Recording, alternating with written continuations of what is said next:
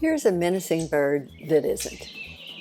You have to admire these handsome devils with their rich rufous upper parts, streaked chest of dark brown teardrops, and long, slender, elegant tails. But part of what grabs the eye is their thick, slightly down-curved bills and their yellow eyes. Those features make the overall look villainous. But don't let the eyes and beak mislead you.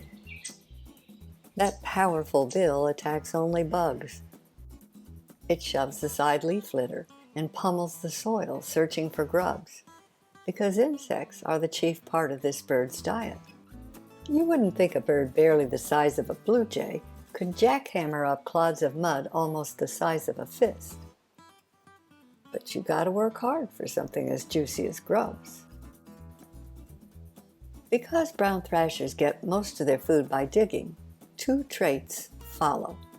They hug shrubs and undergrowth for safety and run like Charlie Chaplin on Fast Forward to get there. Thrashers walk and run with their long tails held level behind them, like a road runner. Sometimes they run because that's what brown thrashers do, and other times they run like the devil was on their heels. Makes it hard to get a good look. So it's helpful that the sexes look alike, doubles your chances of knowing what you're seeing. On the other hand, identical sexes can make some of the action confusing. Are we seeing marital spats here, or a couple of territorial males? The brown thrasher's skittishness puts the lie to the notion that these birds are menacing.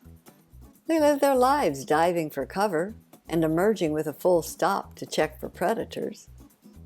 Despite being dapper and distinguished, they scurry out of sight, wanting not to be seen, much less admired. They hide their light under a bush instead of a bushel. Besides bugs, brown thrashers eat seed, cracked corn in this case, and berries. They do love berries. This juvenile is jumping up to grab service berries from low branches. Now our local mockingbird thinks he owns that serviceberry tree. But the brown thrasher family, not having noticed his name on any deed, has done as much to challenge the mocker's domination of the berry supply as any species in the yard except the more numerous, berry-loving robins. The thrashers defy the mockingbird, knowing that he will spot them and strike like a whip.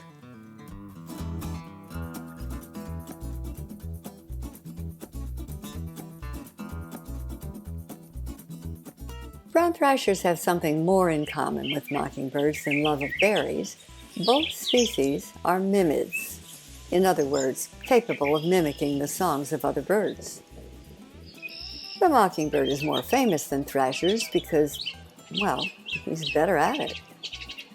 True, the thrasher's rich musical voice produces a variety of phrases, but his repertoire is a tenth of the mockingbird's, and his recognizable imitations are few. What is easy to recognize is the brown thrasher's habit of repeating phrases twice. He delivers a pair of them, savors it with a pause, and then delivers a new set of two. If you hear a phrase twice, you're listening to a brown thrasher.